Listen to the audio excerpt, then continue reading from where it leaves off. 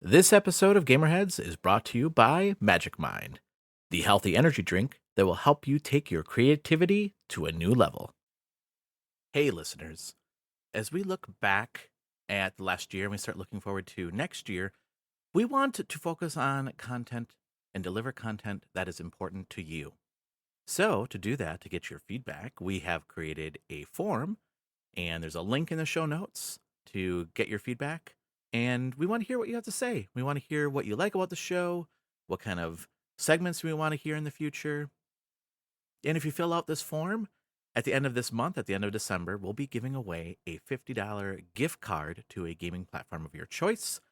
And if you fill this form out, you'll be entered to win that gift card. So click on the link in the show notes, fill out the short form, enter in for a chance to win that $50 gift card. And we want to hear from you. We're excited to hear what you have to say. All right, let's start the show. Hi, I'm Celia Schilling from Yacht Club Games. Hey, this is James from Mega Cat Studios. Hey, this is Matt, aka Stormageddon from Reignite, Screen Snark, and the Fun and Games podcast. This is Stephanie from the Boss Rush podcast and the Boss Rush Network. Hey, this is Mark and Keon from Bonte Avond. Hey, this is Sebastian with the ProNerdReport.com and the Single Player Experience podcast. Hi, this is Chris. Mike. And Garrett from Daylight Basement Studio. Hey, this is Baron J67 from Level 1 Gaming. Hey, this is Todd Mitchell from Code Right Play. Salutations, this is Mike Carroll from Stroll Art. Hey, this is Jeff Moonen from Fun and Games Podcast. Hey, this is Patrick from the Backlog Odyssey. Hey, this is Rune from Runic Codes. Hi, this is Andrew from Spalato Bros. Hi everyone, Jill Grote here from the Indie Informer. Hey, this is Brimstone, and you're listening to Roger Reichart on the Gamerheads Podcast.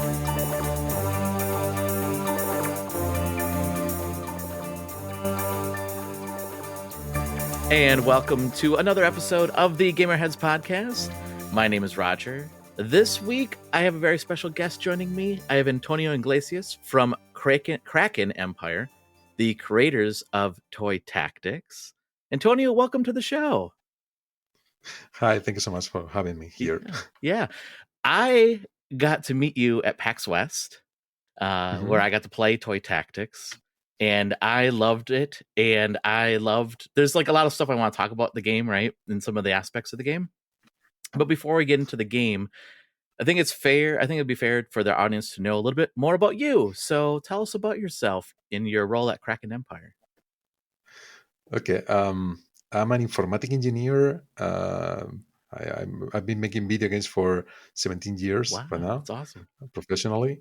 I was studying just engineering about computers. Every time I had to do something that I was free to do something for the career, some project or something, I always ended up making a video game. So I discovered I wanted to make video games for a living. So that's why we entered into the video game development side of the software.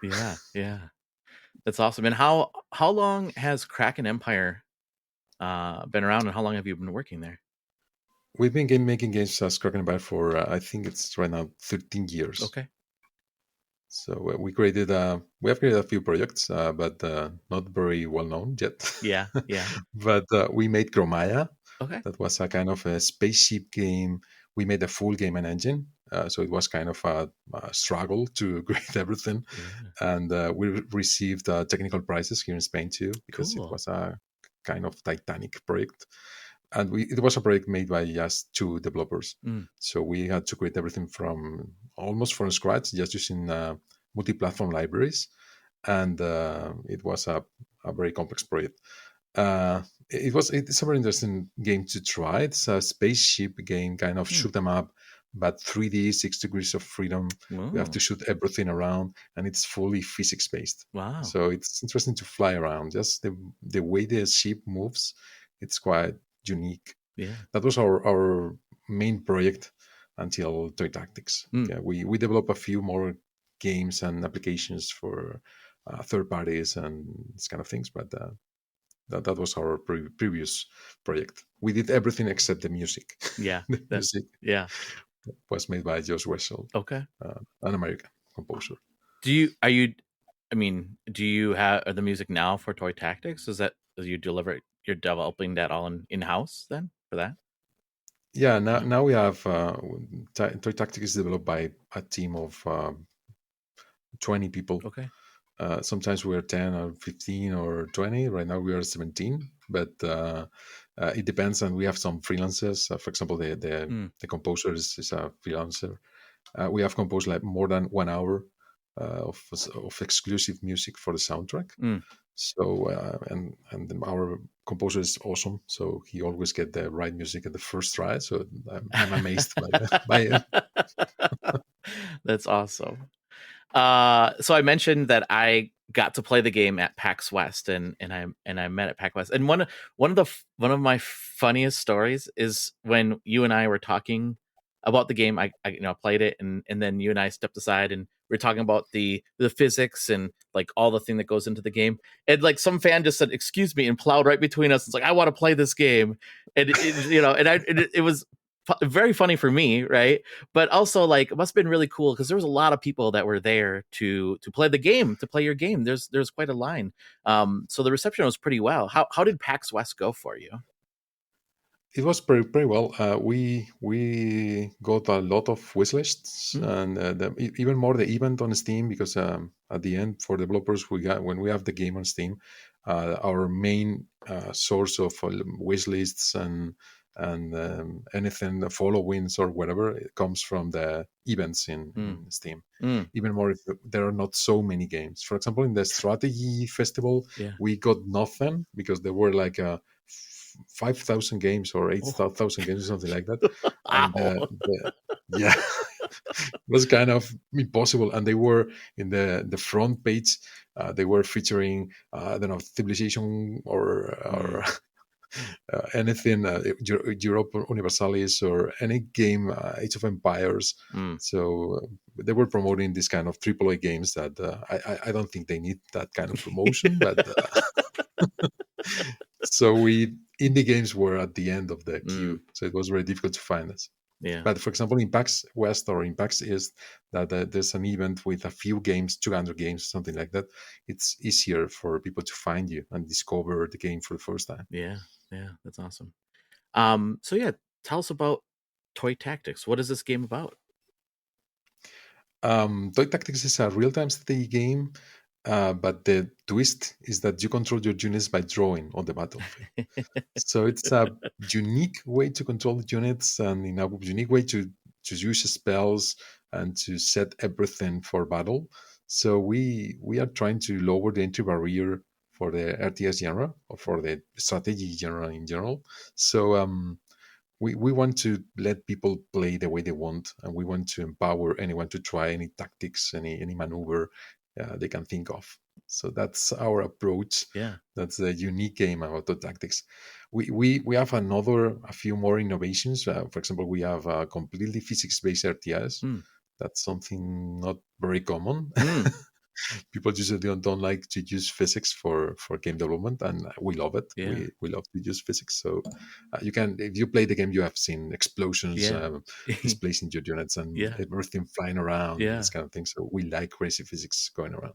Yeah. Well, and I mean, like the listeners can't see this, but you have all your, like, some of the character toys, right? Because they're little like toys on like wobbly base, right? Like a round wobbly base. And I see a bunch behind you. When you were developing this game, because that was the one thing that stood out to me too, was the physics behind it, right? And just how fun the characters move, first of all, and when explosions happen, it's like when you're playing with toys and like they go flying away, right?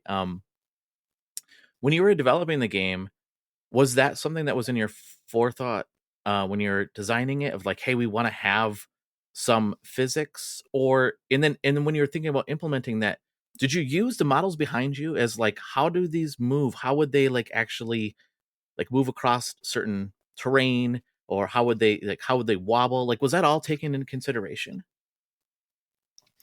Yeah, the process was quite long because the first prototype for this game, I created it alone mostly, and it was like 7 years ago. So the process has been quite long. At the beginning, I was trying to find a different way to control your units, because I don't like the classical RTS controls like this square selection and right click to keep the order. I find it quite artificial and very difficult to control, because once you have mixed your infantry with your archers, you can't make them go away or retreat your archers behind your infantry or something like that. So I wanted to find some better way to control your units. Like if I were a general, what I would like to do with my army? How do I control the army without this square selection that makes no sense in real life? So I wanted to try a different approach. So I found these books, these battle books that explain ancient battles with these arrows and formations. So you can see the formations, and it says like a first step, then the cavalry charges against the infantry, then the infantry retreats, and then the infantry goes to the other flank. So you see the arrows and you see the battle, kind of a zenithal camera from up down. Perspective, and you see the full battle in an instant, and you can imagine how it went. And as I thought, why don't play it this way? So you are the general, you draw the maneuvers, and that's what you're going to do. You're going to manage your units like a general will do, like a general will plan the strategy in a map, in a battlefield or something. So we tried that approach. And our first try was drawing the movement of the formations. So we had this kind of static formations, and then you moved, drawing on the ground the paths. And that was interesting, but didn't add very much to the strategy part of the game. So it was not so interesting. And at some point, trying this system, we discovered that it was much more interesting to set the formation themselves. So you see a bridge and you want to cover the bridge, and you say, okay, where do I want to put my infantry? I want to put my infantry to block the exit or the entrance of the bridge. So you draw a line for your infantry just in the bridge, and then behind you're going to place your archers and maybe the cavalry on the flank in a triangle. So it was much more interesting and much more natural to see the map and say, okay, where do I want to place my infantry, archers, cavalry, heroes, king, queen? So you find the perfect spot, and then you can move them to that position. So it was much more interesting that way.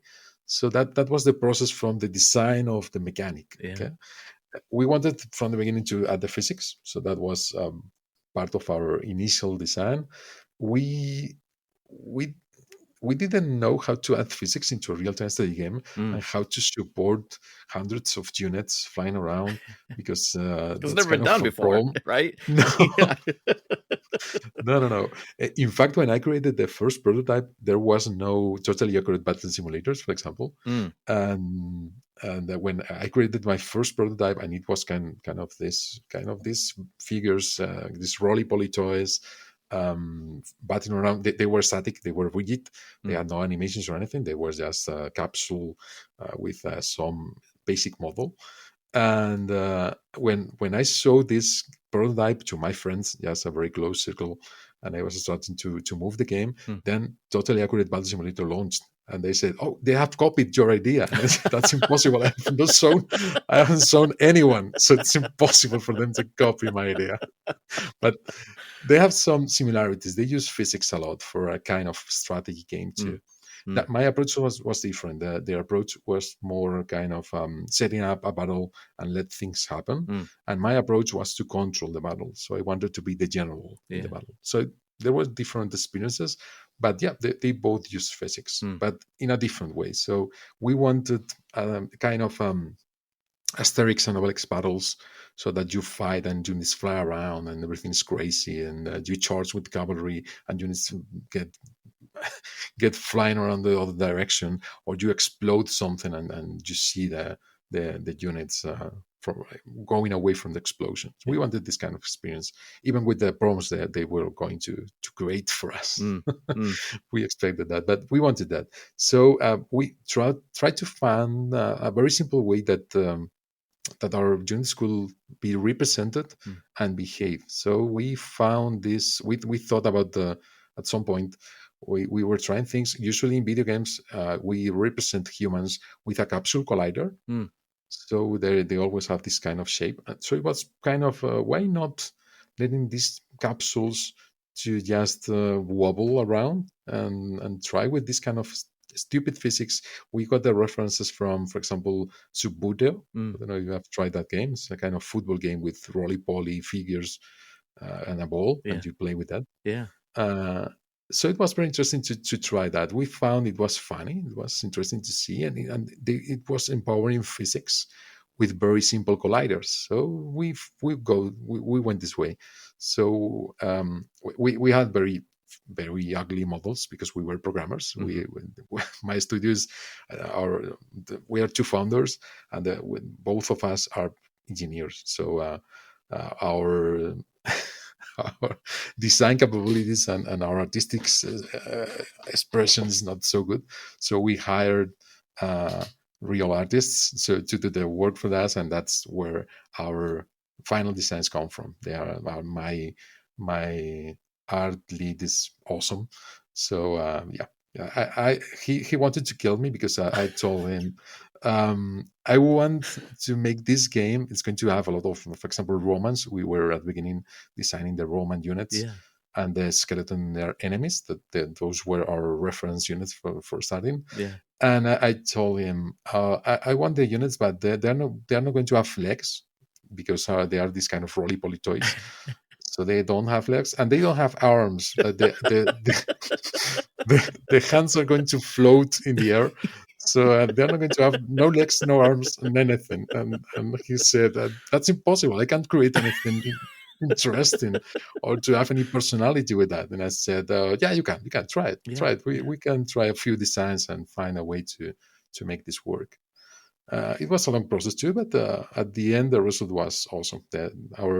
Our characters are quite unique. They have a lot of personality. The animations fit a lot of in the tone of the game and the units. So it worked very well. But it was a long process with a lot of different views, and we had to find a common ground somehow. Yeah. It's funny that you say that because when I played it, you feel the personality of each one of those units come through in the animation, right? And it's so funny that you say that because like it didn't dawn on me until you said that. Like, yeah, I mean, obviously they don't have legs, but they don't have arms, right? But yet the personalities for each one of the units just comes through so well. So the animation is fantastic in this game. I really love the animation in this. Yeah, the art, the models, the animation, the personality they have, because they are kind of, for example, the Roman army is kind of Roman units, real Roman units that they existed somehow, and we try to show how they behave, even without the legs and even without arms, but using the formations, the movements, the voices. We have a small, small voices from the units, so everything works together very well. We even have our units have very different scales. The infantry is very small. The kings are incredibly big. They make no sense. You can see them behind me. Yeah, that's the real difference of scale.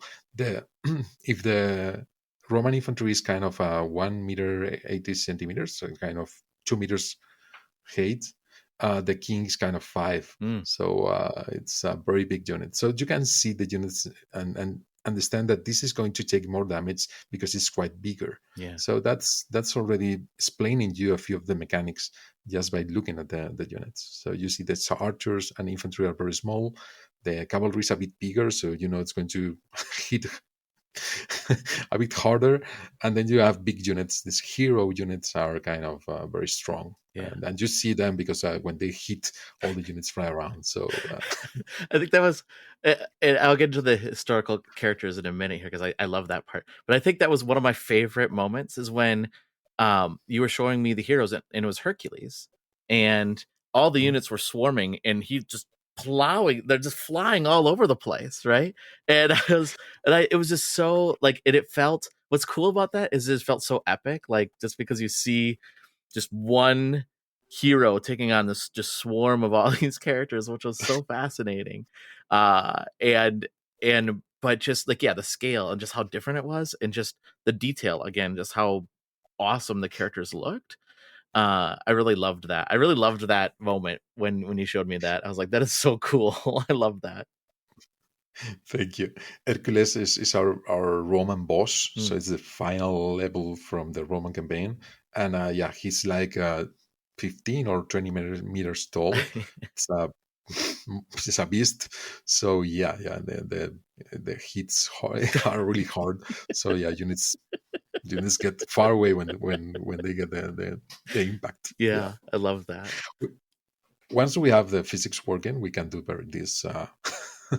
these crazy things with physics that I think they are awesome. Yeah. And usually you don't see many boss battles in RTS games, so that was another master for us. Yeah, that's cool. So one of the things that I really love about this game too, and you've touched upon it already, is like they're not like named the Romans, right? Like they're like Imperium, and then you have like samurai, right, from like Japan. But obviously there is influence, right?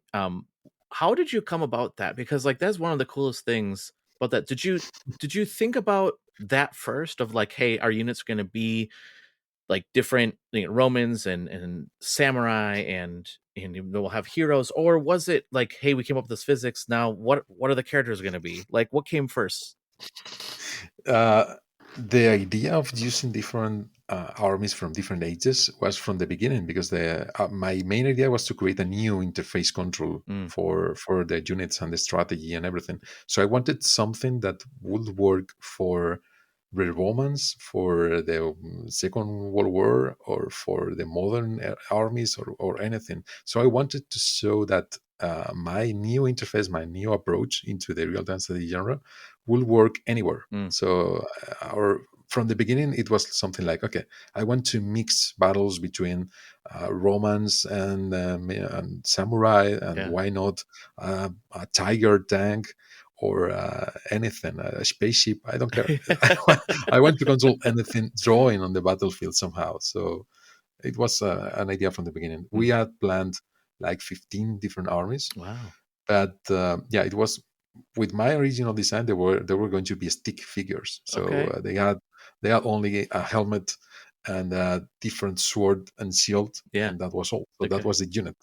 But yeah, well, my artists came with these designs that are much better, but they are much more expensive to develop. So we had to cut off and just stay with something like 5 armies. So we selected 5 that made sense with our idea. So we stayed with the Romans, that the Imperium, the medieval, that's kind of Camelot, that's kind of King Arthur, and this Arthuric legends. Samurai coming next. So that's Japanese warriors and ninjas, and it adds a stealth gameplay. So you can hide in the fog, and you can make stealth maneuvers and ambushes. That's a different gameplay. So it's one of the campaigns you play in a different way. Yeah. The next one is the pirates. Oh yeah. And pirates are all ranged units, so you play range all the time, and you can convert into a ghost, and you're not material, so you can't be hit for a while. So that's a few mechanics that add into the gameplay. And the final campaign is the skeleton army, the undead, the Draugr, that are necromancers. So you can rise the corpses of the dead and rise a new army of skeletons. Yeah. So that's interesting too. Yeah.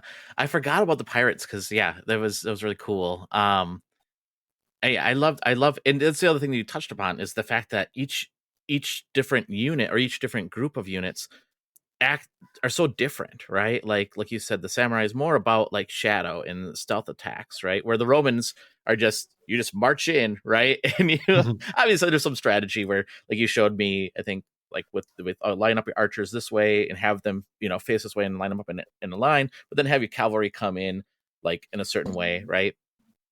And then obviously different units do better against other types of units, and there's just so much strategy. I love that so much. But the art is so cool, and just the different characters. That's what I really love. I didn't get to see the pirate boss. Is it a Kraken? Are you going to include a Kraken? No. Oh, okay. You have a spell that's a Kraken. Oh, okay. So you can use a Kraken to kill enemies, but the The boss is a dual boss. Okay. So you have 2 bosses. Oh, that's cool. It's Bonnie and Reed. I don't know if you famous pirates. Sorry. That's cool. Yeah, but yeah, the units are quite different, and physics make everything very natural. So, for example, archers are very effective when they have range or they have hate or they have time to hit the enemies. So they are very, very, very effective. But they are very weak against cavalry because cavalry is very fast. So it arrives very soon and destroys everything, and it's destructive against archers. And for example, heroes are much bigger, so they are very strong against infantry and cavalry, but they are very weak against archers because they are slow. So until they reach the archers, they receive so many arrows that they probably are dead. So it's very interesting because naturally it works. We didn't have to make any paper, rock, scissors, something like that, the balance. So it all happened very naturally. It works just as it is. That's cool. I love that. Hey, listeners. And Phil. Yeah? Tell me if this sounds familiar to you. So to get me going in the morning, I would start with a large cup of coffee. 3 of them. And 3 of them. Yeah, me too. Usually like 1 or 2. But by mid-afternoon, I start feeling sluggish. And guess what I would do? Get another cup of coffee? Go to the coffee shop and buy another big cup of coffee to get me through the afternoon. But the problem with that is, Phil, is that caffeine would keep me up late at night. And guess what? I'd be super tired the next day. So I'd do it all over again. And that became a vicious cycle. I wasn't getting much sleep. I was losing productivity and creativity. And the worst part was I knew this wasn't healthy. Does that sound familiar to you, Phil? Absolutely. Except usually I don't go for that 4th cup of coffee in the afternoon. I go for like 10 ounces of ice cold Coca-Cola. And I hate drinking soda because it's super sweet. And I'm mad at myself every time I do it. Yeah, agreed. Well, Phil, I then discovered Magic Mind, healthy energy. Yeah, it's a healthy energy drink that helped me break that vicious cycle. And what I love is that I found this one little shot greatly improved my mornings. I take it once in the morning, and then I feel energized shortly after taking it. And that is crazy, Phil. I cannot tell you how amazing that feeling is. It was like, so like you just feel energized and like bouncing off the walls energized, or just like ready to go type of just energized? Ready to go. Just like not like, oh, I'm over caffeinated, but just like, wow, I'm ready to go. I'm ready to go for my day. It's amazing. And the best part is I didn't have crashes in the afternoon. In fact, I felt energized throughout the whole day. It was awesome. It's not even possible. Yeah, I agree. I didn't think so either until Magic Mind. And Phil, my days, probably like yours, are very long and require some focus. And for me, also requires creativity. And that stems from being in all-day meetings and creating learnings at my job as an instructional designer to writing reviews and producing the Gamerheads podcast. And I will tell you, at the end of the day, I felt burnt out and lacked creativity and focus. But once I started taking Magic Mind, I really felt a change. I feel my creative juices flowing again. It allows me to think differently about the learnings I'm building and develop fun and creative solutions. And I also focus in meetings, which I really struggled with those ones in the afternoon. It's not even possible. And Phil, this is the best part too. When I get home, I feel energized and excited to put my creative talents into writing and producing Gamerheads. And I don't feel the burnout like I did before. And I'm getting plenty of rest at night because I'm not taking in a lot of caffeine in the afternoon. And I feel way better in the mornings and happier throughout the day. And that's the biggest reason that I actually really love and endorse Magic Mind, because I actually can feel that I'm not as grouchy and crabby in the mornings. Who are you? I know, right? I know. Goodbye, Crabby Roger. Hello, Happy Roger. I gotta find a new podcast now. I will say this too, Phil. I'm sure you've done this too. I've tried other energy drinks before, and most of them left a sour taste in my mouth. And why is that, Phil? Because they all taste like chemicals, man. Energy drinks are garbage. I hate them. Yeah. Even with vodka, they suck. And those also gave me upset stomachs too. Plus, like you said, I didn't know everything that went into those energy drinks. But with Magic Mind, not only does it taste great, but I don't have an upset stomach from drinking it. And it's made with all natural ingredients sourced from the best suppliers with no sugar added. It is nut-free and vegan too. This is how you can get Magic Mind. You can get it at magicmind.com/gamerheads. And here's the cool part. Using the code gamerheads20, you also get up to 56% off your first subscription or 20% off your one-time purchase.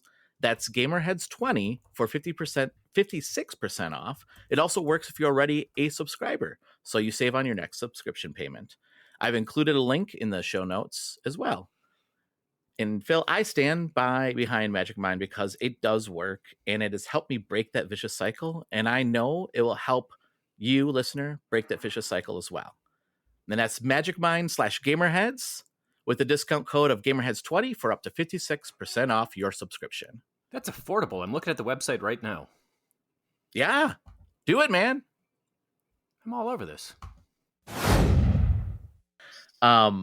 So what were some of the challenges? I know you mentioned how you had 15 different, unit types that you wanted to include, right? What were some of the other challenges you faced and how did you overcome those challenges?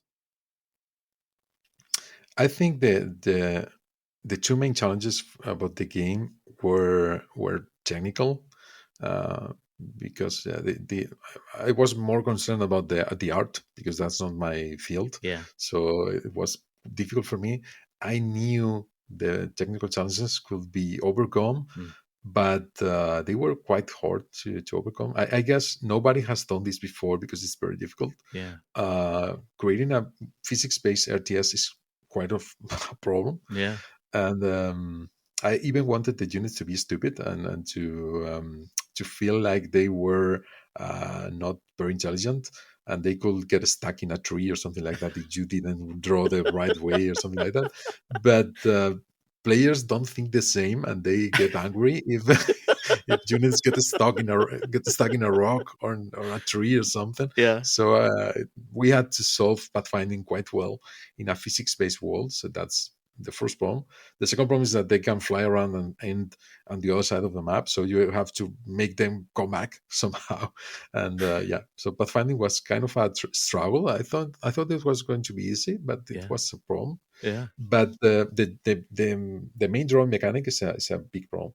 You have to draw a line, and then you have to assign positions to your units that make sense in that line. Yeah. So that was very difficult to develop because you draw a line and maybe you have to find 10 positions around that line that makes sense for a unit that's, I don't know, 2 meters radius or 10 meters radius or anything. So you have to solve the problem for any kind of radius, any kind of unit, any kind of line. The line can cross itself. So it's kind of a big problem to solve. Yeah. So and maybe there are 100 units and they don't fit the line. So you have to extend the line in some logical way so that it fits with all the units you have. Yeah. You can try with the creative with the sandbox mode we have, and you can try. It works very, very well. But it was very difficult to set up. Yeah. And even more when we added all the features, because we have to draw the line and then assign positions to all the units, maybe draw a second line and then find positions to all the other units and split the formation into more units to the longer line. And that's interesting to test too. And then you can join the lines, you can split them again, you can move them together, you can do a lot of different things. It's kind of formation editor that's just drawing lines. And it was very difficult to set because there were no references about that. There is no other game that does this kind of things. Yeah. And we had to design from scratch. So we didn't know if we had to create this kind of a drawing. I don't know, drawing a paint. Yeah. Yeah. Some drawing application or something like that. That we could stay in the game and just try the simplest possible lines to do everything we needed. So it was difficult to find the very basic mechanics that do everything you need. Yeah. Well, that's so fascinating to me though, because when I played it, it just felt so natural, right? And all, like, I mean, obviously that's all the hard work you put into that mechanic, but it's so fascinating to, like, as you're describing this, I'm like, oh yeah, how do you do that? Like, right? Like, how do you be like, yeah, like, I'm gonna have one line and make it longer and make it shorter, connect a bunch of lines, like that. It sounds really complicated, but when you see it in action, it just feels so natural and it works so well. And I think that's kudos to, like, your design, right? And how you guys got that to work. So nice job. Thank you. Yeah. Yeah, it's very difficult because I had this idea 7 years ago. I saw it clear for all development. Some of my workers didn't, so they didn't understand the project for a long time, and it took me around 5 years to see it working properly. Wow. So the first time I could draw the lines, move the formations, use the pathfinding, split the formations, join the formations again, it was like 5 years after my first prototype. So it was very difficult process to find the proper mechanics, the proper ways to draw because at the end you have seen the final version. That's nice because you have seen every problem solved, but we didn't know how to draw. We now have a brush, kind of a magical brush that you use to draw. Yeah, that feels natural. Yeah, but at the beginning it was kind of a laser falling from the sky. We didn't know if we wanted to draw with the with the with the cursor or use something instead, or what happens if you draw and you find a tree that's occluding your view, or a tower or a wall. So we had to solve a lot of different problems that were unknown. You find them just in the face because you try something and say, oh my god, this failed. Or you see someone playing because we usually take the games to an event like the one you tried, Yeah. and you see someone trying something you have never seen before, and you are looking at the game thinking, oh nice, how is that going to work? I have no idea what the juniors are going to do in that case, because maybe someone draws a line from the beginning to the end of the map and it's like, oh well, okay. What's going to happen? I have no idea. Never tried that. Or they draw a line at one side of a cliff and at the other side, and it's like what's going to happen in the middle? Yeah. I don't know. I haven't tried that. That's Sometimes fun. we developers do the perfect things. We do the perfect formation Yeah. with the perfect size. We move around the perfect place. Yeah. And then you see people drawing like the ceiling or the sky, or a tree. And it's like, oh my god, I don't know. I think I haven't tried this never before.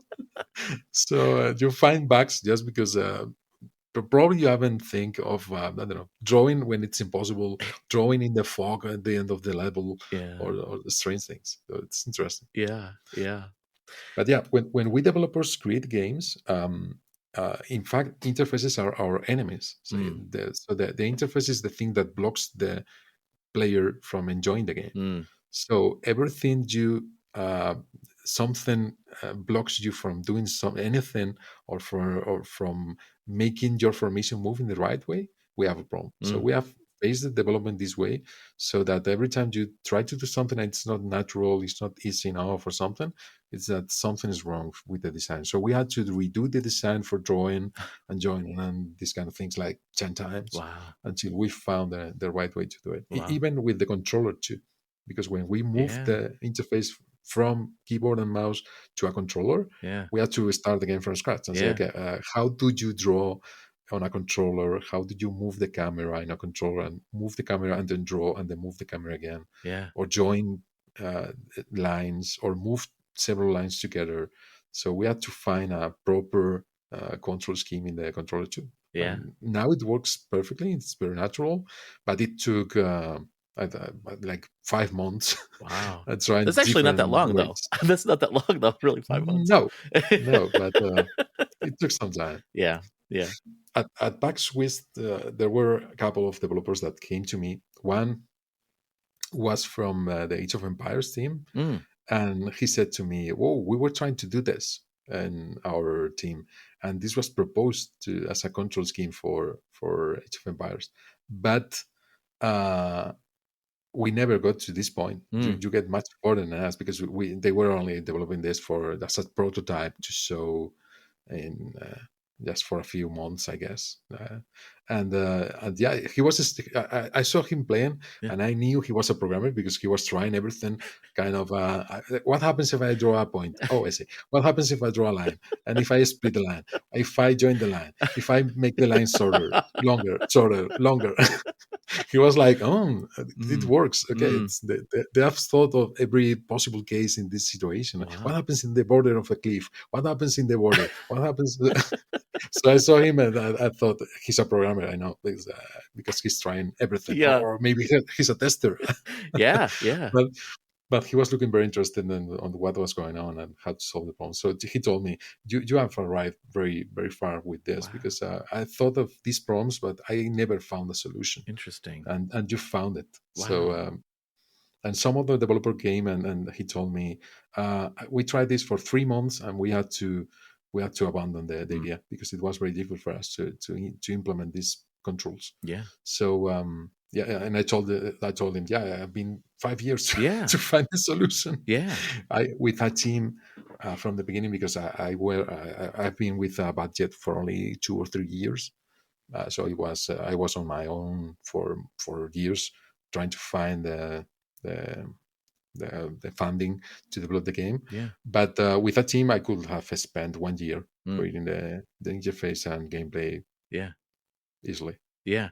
Well, and I guess that's a good question because, like, how, because like what you were saying there, like you obviously had enough runway, but like in like the market itself, like how much time, like you said that they were given 3 months and they couldn't get it to work. So, well, now we have to move on. We can't do that feature, right? Like I think that's an interesting topic of like how much time do you spend on trying to get a feature to work, right? And where's the sunk cost versus like opportunity cost to do something else, right? So yeah, that's really an interesting dilemma.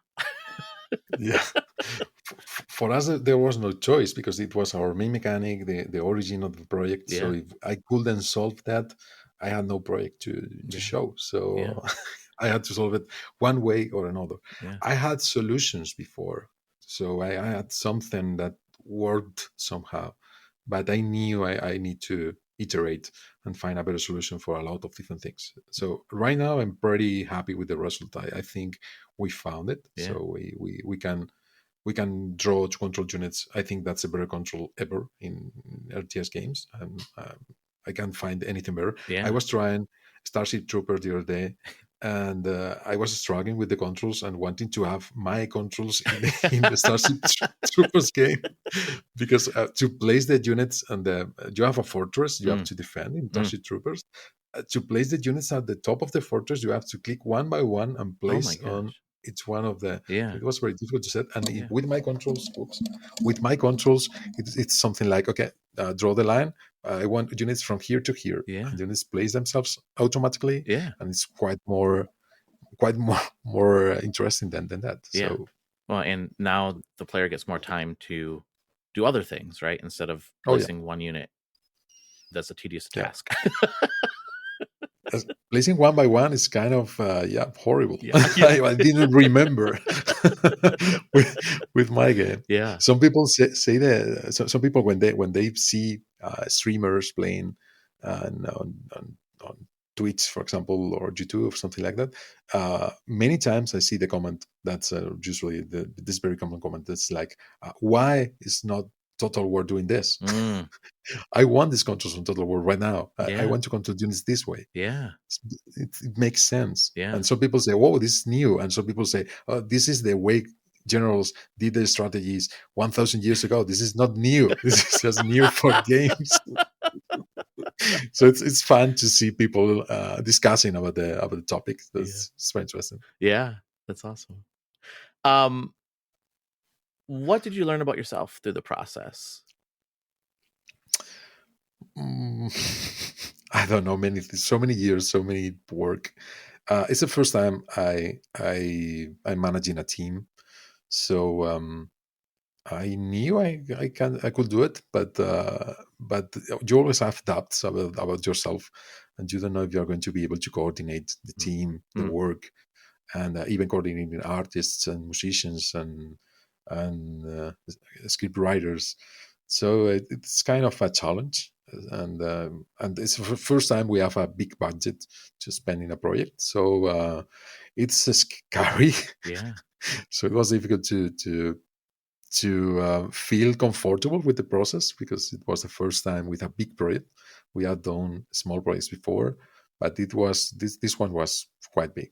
So it was kind of a test for everything you have learned to this point. You are going to have to put it to a test right now. So it was interesting and difficult, but rewarding if you see the game progressing. So right now, the game is awesome. The details are coming together, and we're right now creating the cinematics and the final story of the game and everything. We're putting everything together.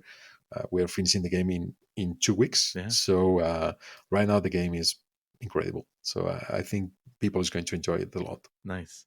I guess that's my next question. You kind of answer a little bit of that. Like, what's next? What's the next steps? Like, is this coming? I know it's on PC. It's in early access right now. Is that right? Right. Is it coming? Are you planning to bring it to consoles as well? Yeah. Yeah, we finished the game right now. We finished the content, so we have all the text, all the cinematics, all the units, all the campaigns, everything, all the levels, all the bosses. We have the full game developed. So right now we will start with localization. We are going to translate into more than 10 languages, and we will start with porting. We know the game already works in Xbox, so that's going to work. It will work easily in PlayStation 4 and 5, I guess. And I don't know about Switch because it's a perfect fit for our game. Even more drawing because you can draw with the finger in the touchscreen. I don't know if I showed you the Steam Deck version.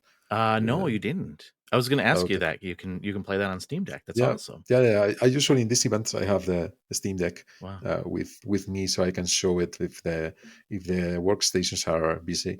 I can show to press or anything using the Steam Deck. Yeah. And it's awesome because it's the only platform you can draw with your fingers. Yeah. It's very natural drawing with the finger and clicking the units with the finger and dragging with the finger is very natural. Yeah. So I think Switch is going to be a perfect fit for a game, even for our public, because this cartoonish aesthetic works very well with Switch.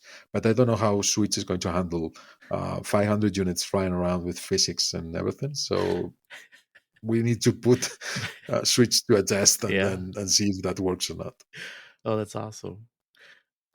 Antonio, thank you so much for taking time out of your schedule. And I know it's late by you, so I appreciate the fact that you met with me and talked about the game. I had a blast playing this at PAX, and then you sent over a press around, so you had a Halloween event, and I was like, you had to come on the show. Like, we got to talk about this game because I loved it, and yeah, it's such a cool game. How can people follow you, and how can people follow the progress of the game? Oh yeah, they can follow us in anywhere. We are usually more active on Twitter, but we are on Discord. We are on TikTok. We are not dancing.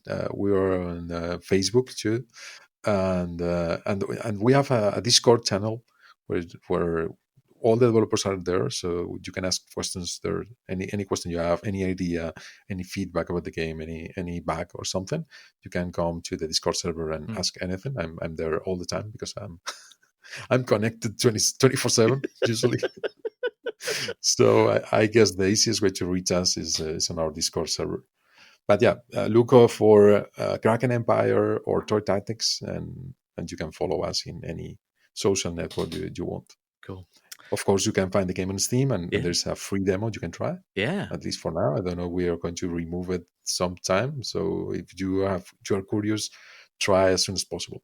Nice. Right now, we have uploaded the Halloween demo. So you play with the undead. So it's a very unique way to play the game because usually the undead are the final campaign. So you have to play like 6 hours to reach to the skeleton campaign. Nice. We have like 20 hours of gameplay, more than 20 hours of gameplay right now. Yeah, 5 campaigns. We have the sandbox mode, the puzzle mode, the mercenaries mode. We have a lot of gameplay. Yeah, that's so cool. Do you like a strategy? Yeah, I can't. I mean, yeah, I can't wait until this game releases because, like I said, got a little taste of it at PAX, and it's really fun. And I love, like you said, the figures. And I'm a history fan, so like I love the historical aspect of it too. So it's very cool. Yeah, history is our starting point. We started with the historic units from the Roman Empire, but then we give the twist, and then you can invoke fire tornadoes or throw meteorites or use T-Rexes. So we start with the real world, and then we twist everything to add the toy into the game. Nice. Well, again, thank you so much for taking time out of your schedule. It was awesome speaking with you. When it releases, I would love to have you come back on the show. We can talk about future ideas. Yeah, there's one more mode than we were going to release, but I can't talk much about this. Okay. Maybe you want to play against your friends. Ooh. So Well, sometime. That sounds. I was going to ask that question. That sounds awesome. I can't wait. Yeah, it's going to work. Nice. Well, thank you again so much for taking time in your schedule, and we look forward to the release of the game. Thank you so much. Yay!